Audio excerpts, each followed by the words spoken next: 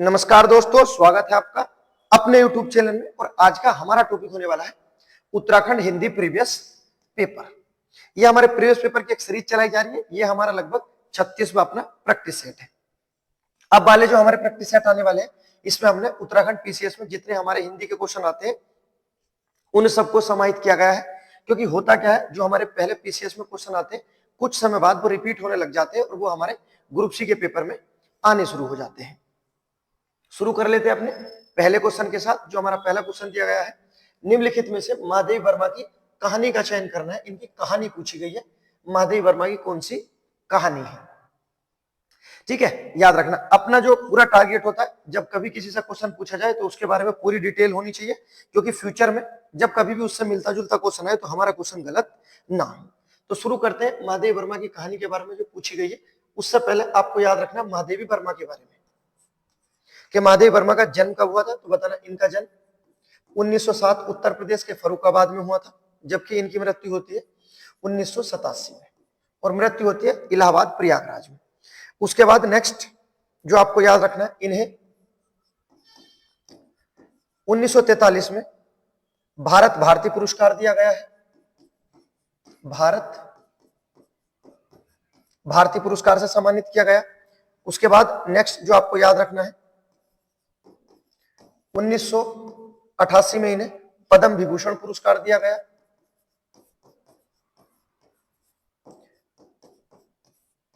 Next सबसे बड़ी उपलब्धि इनकी कि इन्हें 1982 में यामा रचना के लिए ज्ञानपीठ पुरस्कार दिया गया था। और ज्ञानपीठ पुरस्कार प्राप्त करने वाली महादेवी वर्मा हिंदी साहित्य की पहली महिला थी। ठीक है, हिंदी साहित्य का हमारा सबसे बड़ा पुरस्कार भी होता है ज्ञानपीठ पुरस्कार, जिसकी स्थापना कब की गई थी 1961 में। और पहली बार वितरण कब किया गया था 1965 में। धनराशि कितनी है इसकी, 11 लाख रुपए है। बात कर लेते हैं, अगर पूछा जाए कि ज्ञानपीठ पुरस्कार हमारा किसके द्वारा दिया जाता है, तो बताना सूचना प्रसारण मंत्रालय द्वारा ज्ञानपीठ पुरस्कार दिया जाता है। सूचना प्रसारण मंत्रालय द्वारा ज्ञानपीठ पुरस्कार वितरण किया जाता है। और हमारे अब तक कितने व्यक्ति हैं हिंदी साहित्य में जिन्हें ज्ञानपीठ पुरस्कार दिया जा चुका है, बताना अब तक टोटल 11 व्यक्ति हैं। और उसमें पहली महिला कौन सी थी, हमारी महादेवी वर्मा, जिनके बारे में हम अपना क्वेश्चन सोल्व कर रहे हैं। तो महादेवी वर्मा की उपलब्धियां हैं, ये आपको याद रखना। इससे अलग जो आपको याद रखना है, महादेवी वर्मा की महत्वपूर्ण रचना, इनकी रचनाएं हमारे एग्जाम में पूछी जाती है, आपको याद रखना है। पूछा जाए इनकी पहली रचना का नाम, तो इनकी पहली रचना है निहार। बात कर लेते हैं कब लिखी गई थी, तो बताना 1930 में। निहार के बाद दूसरी आती है रश्मि, ये कब लिखी गई 1932 में। उसके बाद नेक्स्ट आती है तीसरी निर्जा, 1934 में लिखी गई। उसके बाद आती है आपकी संध्या गीत, ये कब लिखी गई 1936 में। तो देखो क्रम चल रहा 2-2 साल का। ठीक है, 30, 32, 34 और 36, इस तरह से आप याद रखना। उसके बाद नेक्स्ट महत्वपूर्ण और रचनाएं आती है दीप शिखा, दीप शिखा। ठीक है, ये कब लिखी गई 1942 में। और जिसके लिए महादेवी वर्मा जानी जाती है, महत्वपूर्ण रचना इनकी यामा, याद रखना यामा। बात कर लेते हैं यामा कब लिखी गई है इनके द्वारा, तो बताना 1936 में ही इन्होंने यामा लिखी थी। जबकि 1982 में इन्हें इसके लिए क्या दिया गया, ज्ञानपीठ पुरस्कार सम्मान दिया गया। ठीक है, याद रखना। इससे अलग जो आपको याद रखना है, महादेवी वर्मा के 2 उपनाम आते हैं, 2 उपनाम है। पहला क्या बोलते हैं इन्हें, आधुनिक युग की मीरा, आधुनिक युग की मीरा बोला गया है। अन्य नाम इनका जो उपनाम है, तो इन्हें याद रखना, हिंदी के विशाल मंदिर की सरस्वती,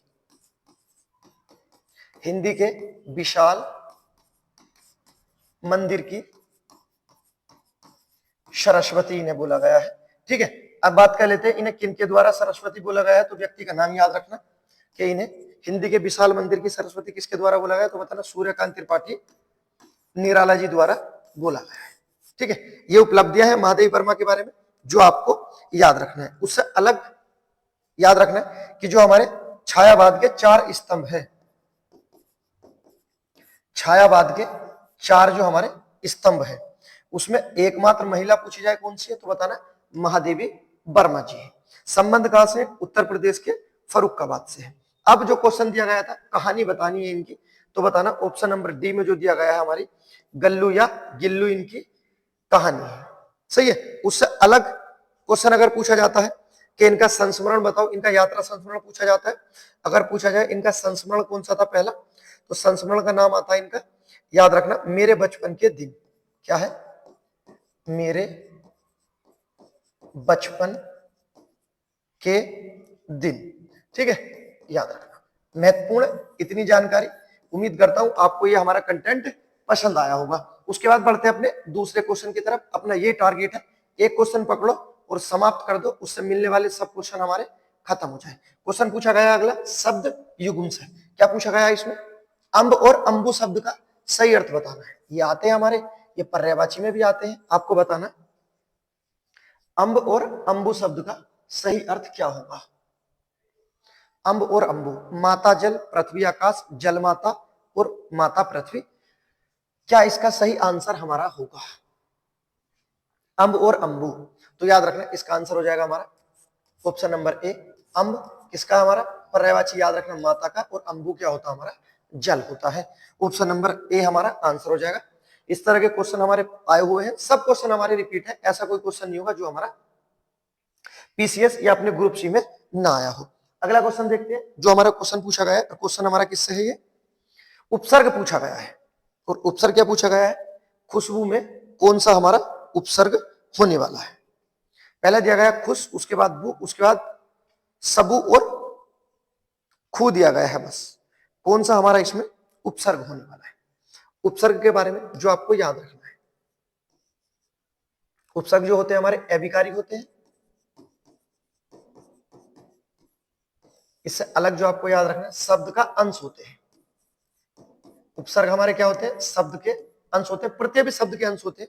बात कर लेते हैं उपसर्ग के भेद की। कितने भेद होते हैं तो बताना। उपसर्ग के 3 भेद होते हैं। पहला कौन सा होता है हमारा? संस्कृत के उपसर्ग। पहला संस्कृत के उपसर्ग, उसके बाद दूसरा होता है हिंदी के उपसर्ग, और तीसरा होता है हमारा उर्दू के उपसर्ग, जिसमें अरबी फारसी आ जाते हैं। उर्दू में कितने उपसर्ग हैं? 19। हिंदी में होते हैं हमारे 13। उसके बाद नेक्स्ट संस्कृत में होते हैं हमारे 22। अगर आपने हिंदी में 10 देखे हैं तो कोई परेशानी वाली बात नहीं है, विचलित नहीं होना है, क्योंकि जो इधर के 3 है वो इधर आ जाते हैं, कोई परेशानी वाली बात नहीं है। ठीक है, क्वेश्चन एग्जाम में उसी आधार से बनाया जाता है, उसमें कोई कंफ्यूजन नहीं रहता है। अब देख लेते हैं जो हमारा दिया गया है खुशबू में कौन सा उपसर्ग है। तो कौन सा होगा हमारा खुशबू में उपसर्ग? तो बताना खुशबू में हमारा खुश उपसर्ग है। ऑप्शन नंबर ए हमारा आंसर हो जाएगा। अब बात कर लेते हैं जो खुशबू में खुश हमारा उपसर्ग है, ये हमारा कौन सी भाषा का उपसर्ग है? तो बताना ये हमारा एक उर्दू का उपसर्ग है। कौन सी भाषा का है? उर्दू का है, अर्थात जो हमारा लास्ट में दिया गया है ये इसका हमारा उपसर्ग है। इस तरह से क्वेश्चन पूछे जाते हैं कौन सा उपसर्ग कौन सी भाषा का है। तो उर्दू के जैसे दिया गया था हमारा खुश, याद रखना है। इससे अलग याद रखना एक गैर आता है, जैसे गैर हाजिर होता है, उसके बाद एक ना आता है नालायक, लास आता है लावारिस, उसके बाद फिल, फिल के बाद होता बे, उसके बाद होता बद, बर, महत्वपूर्ण है ये हमारे। उसके बाद आता हर,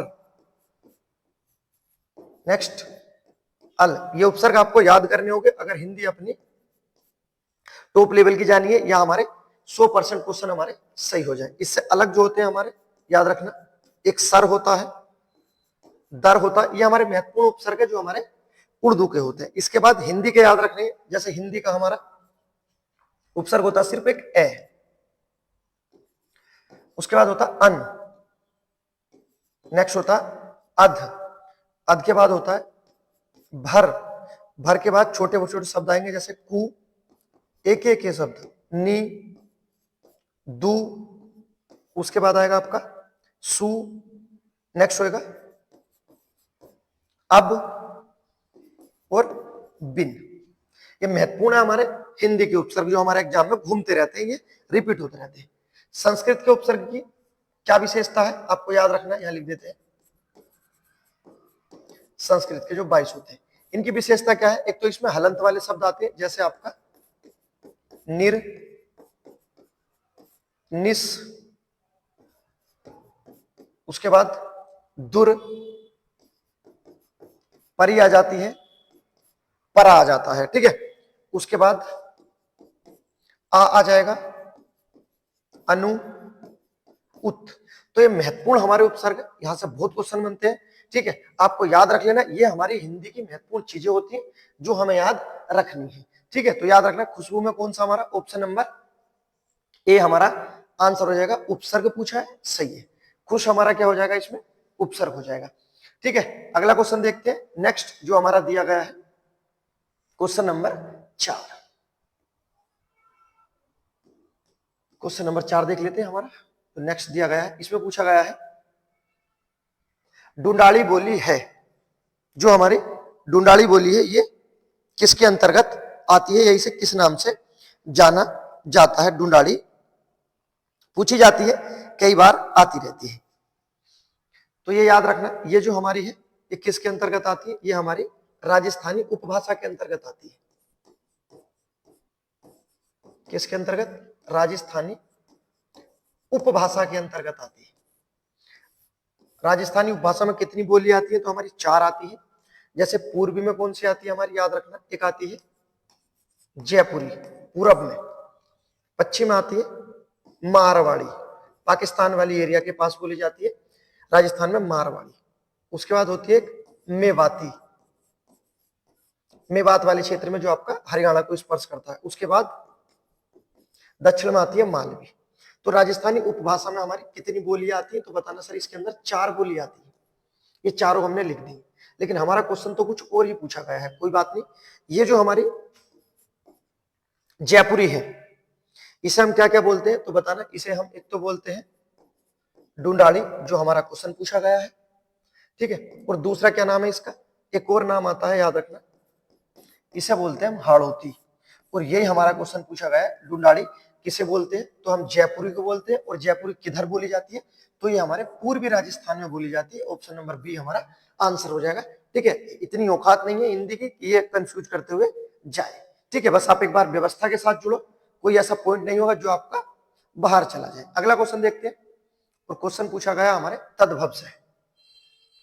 तद्भव बताना है और बहुत जल्दी बताना है, कौन सा हमारा तद्भव है, अर्थात ऐसा शब्द जो हमारे संस्कृत के रूप बदलने से बने हैं। पहला क्या लिखा है, कर्पूर, तो ये तो हमारा तत्सम है, इसका जो तद्भव रूप होता है वो होता है कपूर, ठीक है, ये होता है।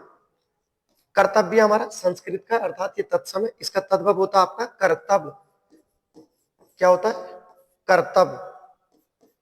अगला क्या है, अश्रु, ये क्या है हमारा, आंसू।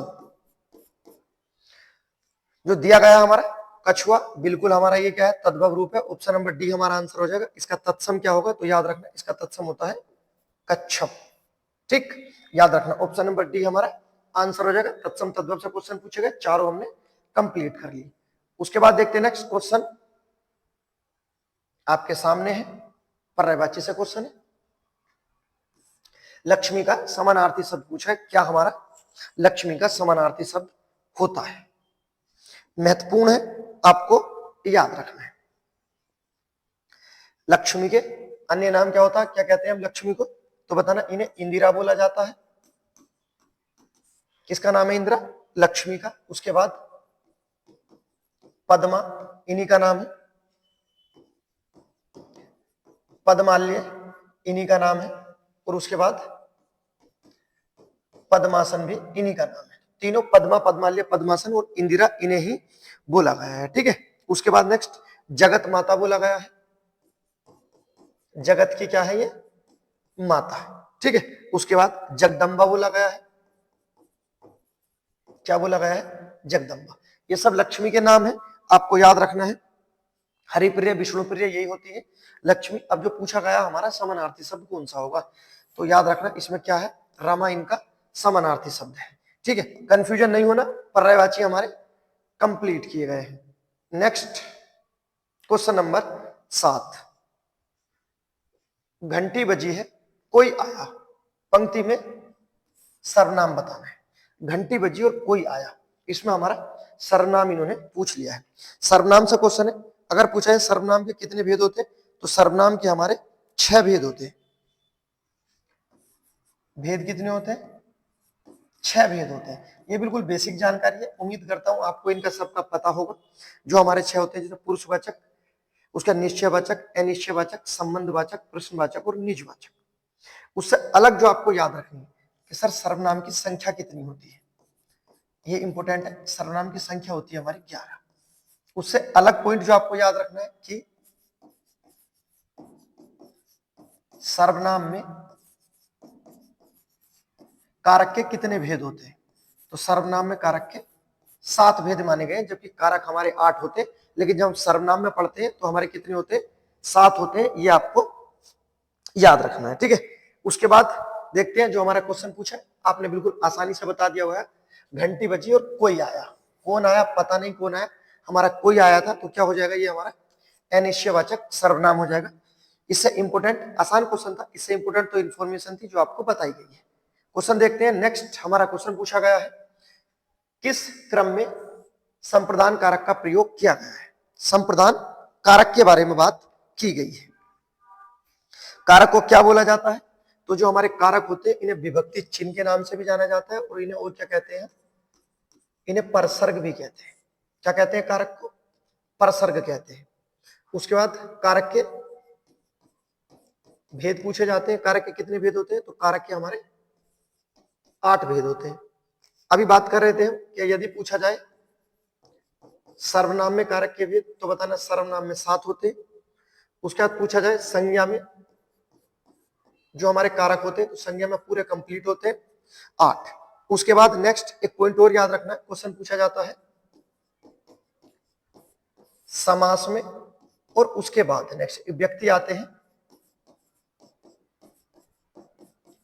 किशोरीदास वाजपेयी जी। एक तो समास और किशोरीदास वाजपेयी के आधार पर पूछा जाए कारक के भेद, तो बताना 6 भेद होते हैं, ठीक है। अब बात कर लेते हैं जो हमारा क्वेश्चन दिया गया है संप्रदान कारक। संप्रदान कारक में होता क्या है? कोई चीज सदा के लिए दी जाती है।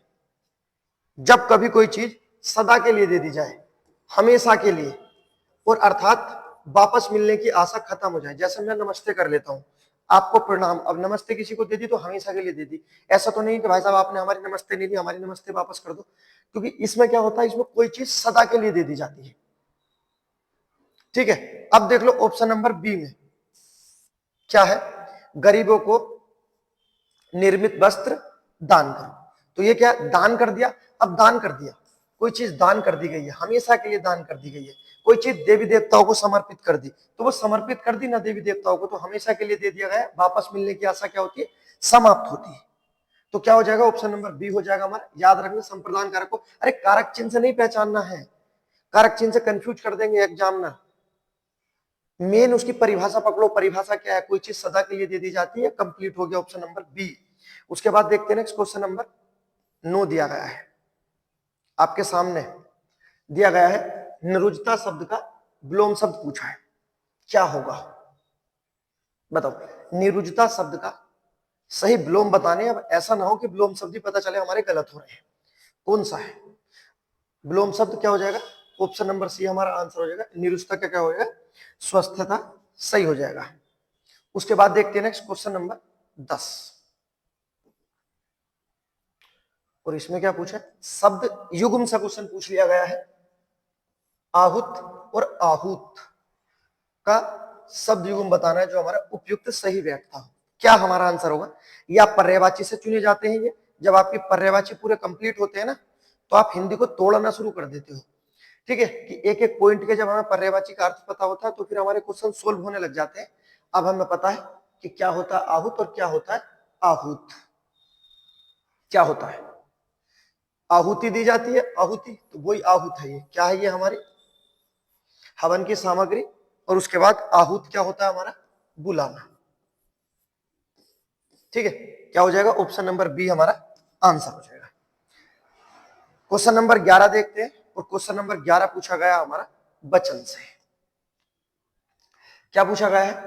आगरा का बहुवचन बताओ। क्या होगा? क्वेश्चन किससे पूछा गया? हमारा वचन से। वचन का शाब्दिक अर्थ क्या होता है? जिससे वचन की पहचान होती है, तो वचन का शाब्दिक अर्थ होता है संज्ञा। पूछा जाए हिंदी में कितने वचन होते हैं, तो बताना हिंदी में सर 2 वचन होते हैं, एक वचन और बहुवचन। उसके बाद पूछा जाए संस्कृत में, मराठी में और उसके बाद गुजराती में। संस्कृत, मराठी और गुजराती में पूछा जाए कितने होते हैं, तो बताना 3, एक वचन, द्विवचन और बहुवचन। जबकि हिंदी में ठीक है 2 होते हैं, एक वचन और बहुवचन। और शाब्दिक अर्थ क्या होता है इसका? तो शाब्दिक अर्थ होता है इसका संख्या। बहुत महत्वपूर्ण है, याद रखना है। अब बात कर लेते हैं जो हमारा आगरा दिया गया है, इसका बहुवचन पूछा गया है। आगरा एक शहर का नाम है और ये क्या है हमारा? तो इसे बोलते हैं हम अपना व्यक्तिवाचक संज्ञा। और जो हमारी व्यक्तिवाचक संज्ञा होती है, ठीक है, उसका बहुवचन नहीं बनाया जाता। तो ऑप्शन नंबर क्या होगा? डी हमारा आंसर हो जाएगा, बहुवचन नहीं होगा। आगरा का आगरा ही रहना था, कुछ नहीं होगा। आगरे, आगरो, आगरे कुछ नहीं होगा। ऑप्शन नंबर डी होगा बस। क्वेश्चन नंबर देखते हैं नेक्स्ट। बड़ विच्छेद के साथ आपके सामने है, कौन सा शुद्ध रूप होगा? बड़ विच्छेद के साथ आपको बताना है। क्या दिया गया है? प्यास शब्द दिया गया है, इसका वर्ण विच्छेद बताना है, जैसे हमारे वर्णों का विच्छेद होता है। अब देखो पै दिया गया हमारा, आधा पै है तो हलंत लगा देंगे। उसके बाद अगला शब्द है या, तो यह हमारा, और उसके बाद इसमें क्या है? हमारा आस्वर है। उसके बाद नेक्स्ट जो दिया गया हमारा से दिया गया, और से में हमारा ऐस्वर है। किसमें दिया गया है ये रूप हमारा? आप चेक कर लो, वही हमारा आंसर हो जाएगा। किस में आ जाएगा हमारा? इस एग्जैक्ट जो दिया गया हमारा ऑप्शन नंबर ए हमारा आंसर हो जाएगा। ठीक है, ये हमारा वर्ण विच्छेद है। इस तरह से हमारे क्वेश्चन पूछे जाते हैं। एक आपके लिए दे देता हूं, आप प्लीज कमेंट बॉक्स में बताना और चेक करना कि आपके सही है वर्ण विच्छेद या नहीं है, क्योंकि इस तरह वाले क्वेश्चन हमारे एग्जामों में आते हैं। आपको गंगा को तोड़ के बताना है और दूसरा शब्द आपका कंठ, दोनों को तोड़कर कमेंट बॉक्स में बताना ईमानदारी के साथ। अगर वर्ण विच्छेद नहीं आते तो आप वो भी बताओ। मुश्किल से 10 या 11 क्वेश्चन होंगे, ये एक समझाने के लिए आएंगे और आपके वर्ण विच्छेद हमेशा के लिए कंप्लीट हो जाएंगे। ठीक है, तो ये दोनों आपको कमेंट में बताने हैं, गंगा और कंठ। उसके बाद देखते हैं क्वेश्चन नंबर 13। देख लेते जो दिया गया है, विशेषण शब्द कौन सा है? कौन सा शब्द है? जो हमारे 4 ऑप्शन दिए गए हैं, पढ़ाई, गंभीर, प्रभुत्व, उसके बाद विद्वता, इसमें कौन सा हमारा विशेषण शब्द होगा? विशेषण के बारे में कोई इतना टफ नहीं होता, पूछा जाता विशेषण के कितने भेद होते हैं, तो इसके हमारे 4 भेद होते हैं। कौन से होते हैं? पहले गुणवाचक, गुण के साथ साथ अवगुण भी आते हैं इसमें। उसके बाद दूसरा आता आपका संख्यावाचक, जिसमें हमारी निश्चित और अनिश्चित संख्या का बोध होता है। उसके बाद तीसरा आता आपका परिमाणवाचक, जिसमें हमारा नापतोल का बोध होता है। और चौथा होता हमारा सार्वनामिक। 4 होते हैं हमारे विशेषण। ठीक है, इसमें पूछा गया है कौन सा हमारा विशेषण शब्द है, तो याद रखना ऑप्शन नंबर बी जो हमारा दिया गया है, गंभीर हमारा कैसा शब्द है? ये एक विशेषण शब्द है। उसके बाद देखते हैं नेक्स्ट क्वेश्चन नंबर 14।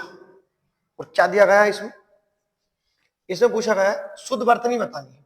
कौन सा शब्द है हमारा एक जो शुद्ध वर्तनी के साथ है? सन्मुख, उसके बाद तदोपरांत, उसके बाद संप्रति, संसृत, उसके बाद तदुपरांत सम्मुख, और उसके बाद माननीय और निरपराधी। कौन सा हमारा ऑप्शन है जो हमारा बिल्कुल एग्जैक्ट सही दिया गया है? तो इसमें जो हमारा आंसर हो जाएगा सही, याद रखना ऑप्शन नंबर सी हो जाएगा। तदुपरांत और सम्मुख हमारा बिल्कुल शुद्ध रूप लिखा हुआ है। उसके बाद देखते हैं नेक्स्ट क्वेश्चन नंबर 15। अच्छा क्वेश्चन, अलंकार से क्वेश्चन है, और अलंकार से क्वेश्चन ना आए ऐसा तो होता नहीं है, क्योंकि हमारा जो भी होता पूरा टारगेट होता एक टॉपिक, ऐसा कोई टॉपिक नहीं होता जिससे हमारा क्वेश्चन छोड़ दिया जाए। अब क्वेश्चन क्या दिया गया 15 में? चरण कमल बंदो हरिराई में कौन सा हमारा अलंकार है? रिपीट क्वेश्चन है, कम से कम 1000 बार रिपीट होगा। चरण कमल बंदो हरिराई, कौन सा हमारा इसमें अलंकार होने वाला है? ऑप्शन दे दिए गए, उपमा, रूपक, उत्प्रेक्षा और अनुप्रास अलंकार। जो हमारा उपमा अलंकार होता है इसके बारे में कुछ जानकारी आपको याद रखनी है कि पूछा जाए उपमा अलंकार के कितने भेद होते हैं, तो इनके 3 भेद होते हैं। पूछा जाए कितने अंग होते हैं, तो अंग होते हैं इसके 4। भेद कितने हैं? 3। इससे अलग जो आपको याद रखना कि उपमा अलंकार का सम्राट किसे बोला गया है, तो बताना। हमारे कालिदास जी को क्या बोला गया है? उपमा अलंकार का सम्राट बोला गया है। इतनी जानकारी याद रखना, ठीक है। कालिदास किसके दरबार में रहते थे? तो चंद्रगुप्त द्वितीय के दरबार में रहते थे। भेद कौन कौन से याद रखना? पहला होता है पूर्ण उपमा, दूसरा होता है लुप्त उपमा जिसमें छोड़ दिया जाता है लुप्त, और उसका तीसरा होता है मालोपमा। अंग कितने होते हैं? पहला होता है आपका उपमेय जिसकी तुलना की जाए, दूसरा होता है उपमान जिससे तुलना की जाए, नेक्स्ट होते हैं साधारण धर्म, साधारण धर्म, ठीक है। और ये चौथा अंग होता है हमारे वाचक, हमारे चिन्ह होते हैं, और वाचक चिन्ह से ही हम अपना उपमा अलंकार की पहचान करते हैं। वाचक चिन्ह क्या होते हैं हमारे?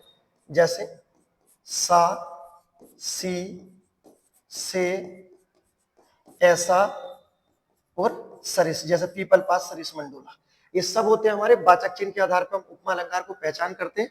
ये याद रखना, ठीक है। तो उपमा अलंकार से क्वेश्चन बनते हैं, आपको याद रखना। दूसरा बात कर लेते हैं रूपक अलंकार के बारे में।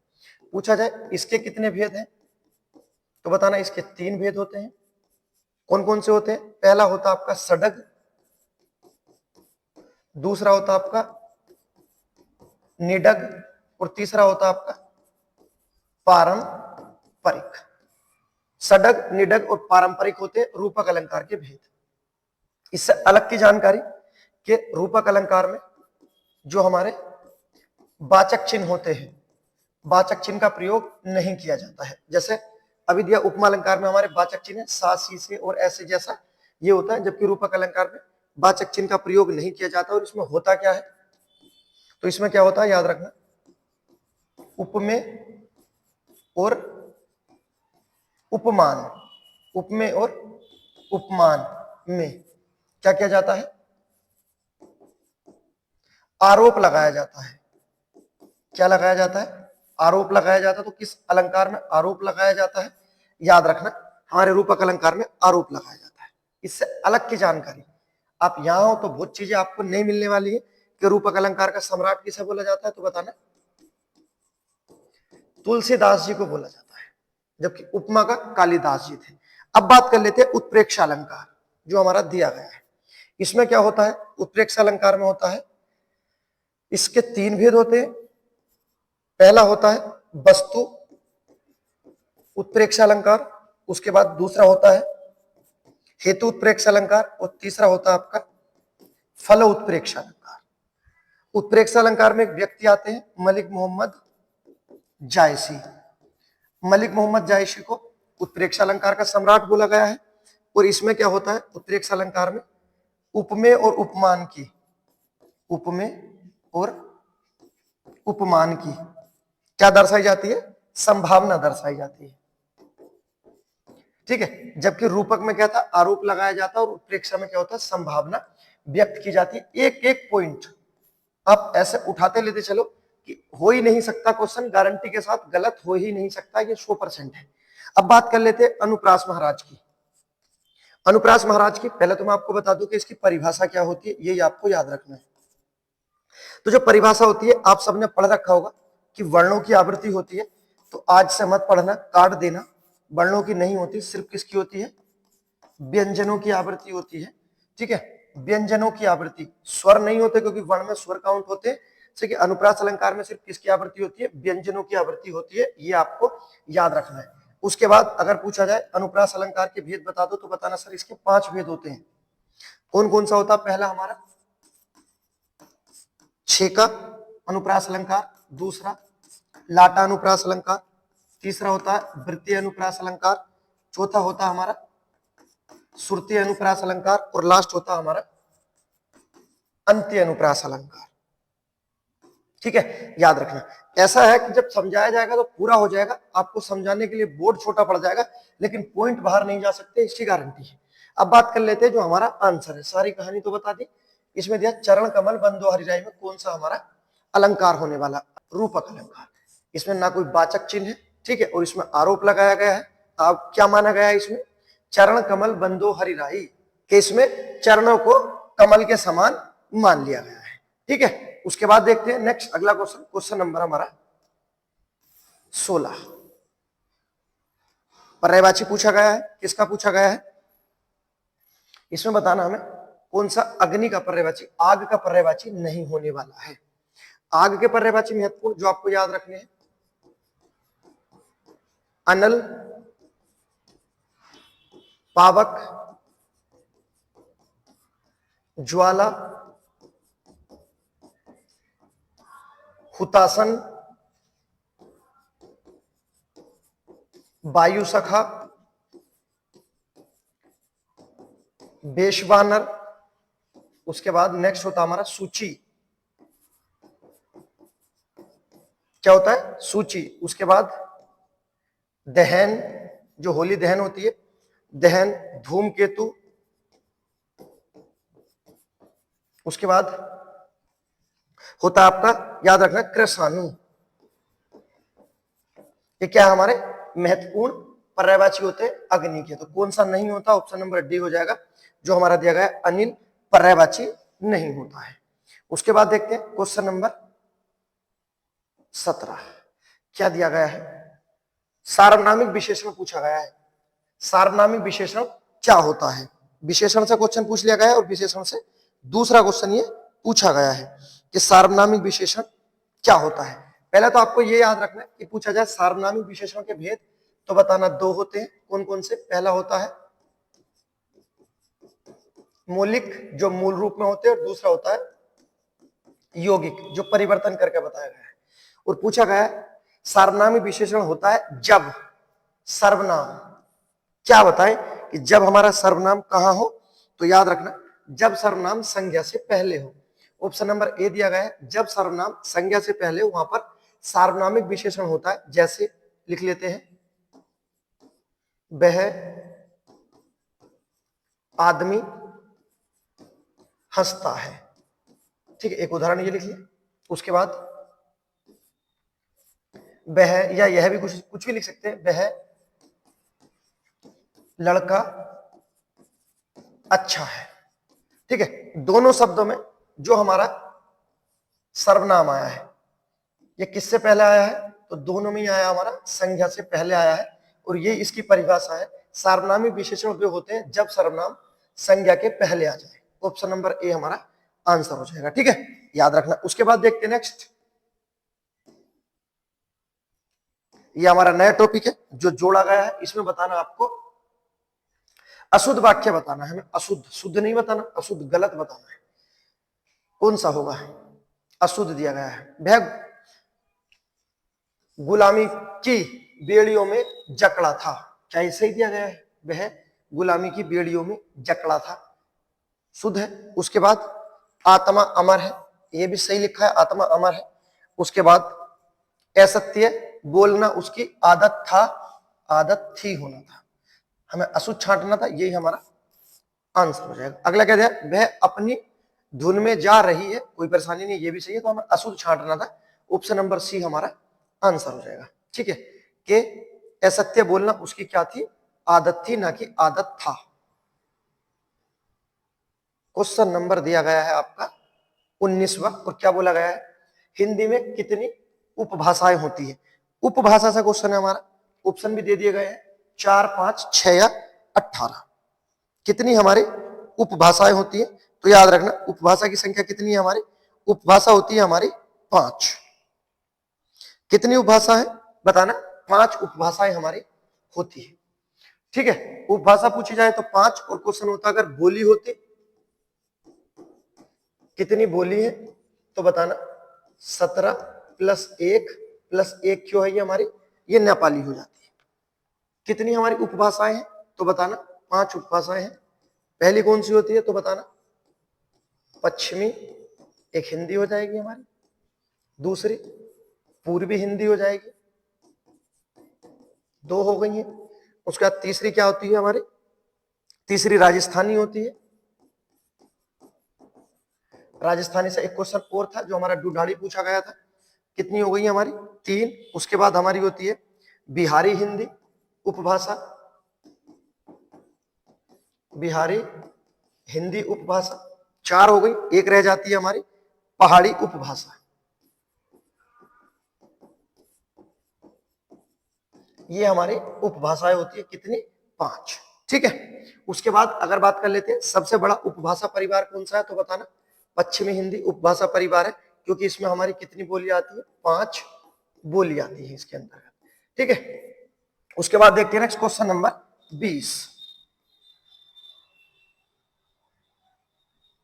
इसमें पूछा गया अनुनासिक का संबंध है, अर्थात अनुनासिक क्या होते हैं। अनुनासिक की इसमें क्या पूछ ली गई है? परिभाषा पूछ ली गई है। बताना है आपको अनुनासिक की क्या परिभाषा होती है।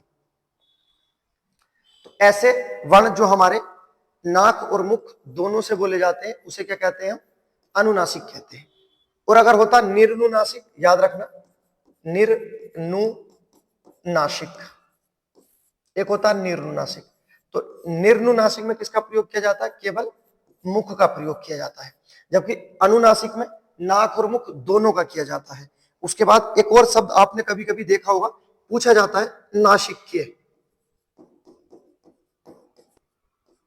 जो होते हैं हमारे नासिक्य, जो हमारे स्पर्श व्यंजन का 5वां वर्ग होता है, जो जिसमें क्या आते हैं हमारे अडंगा, उसके बाद अडंगा के बाद अइया, अणे, न और में। तो ये हमारे नासिक्य होते हैं। ठीक है, याद रखना।